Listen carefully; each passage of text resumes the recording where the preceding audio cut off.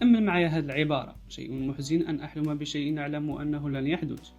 على السطح ممكن يبان لك مجرد كلام على خيبة الأمل، ولكن في الأعماق هو اعتراف إنساني مرير على طبيعة الأحلام الهشة قدام الواقع القاسي. الأحلام هي الوقود اللي كيعطي للحياة نكهة، لكن في نفس الوقت هو اللي كيكشف لنا حجم الفجوة بين اللي كنتمناوه واللي فعلا ممكن نعيشوه.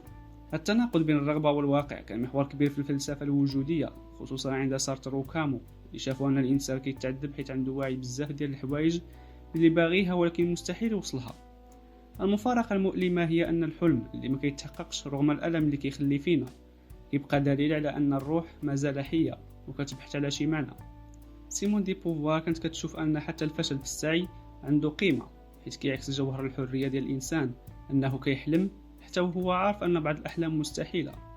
المشهد هنا كيبين أن الحزن ماشي غير شعور سلبي، بل تجربة كتفتح هشاشة الإنسان والقدرة ديالو في آن واحد، بحال رسالة كتقول لنا الإنسان كيبقى إنسان مادام كيحلم حتى في الأشياء اللي عارف مسبقا أنها ما غاديش تتحقق.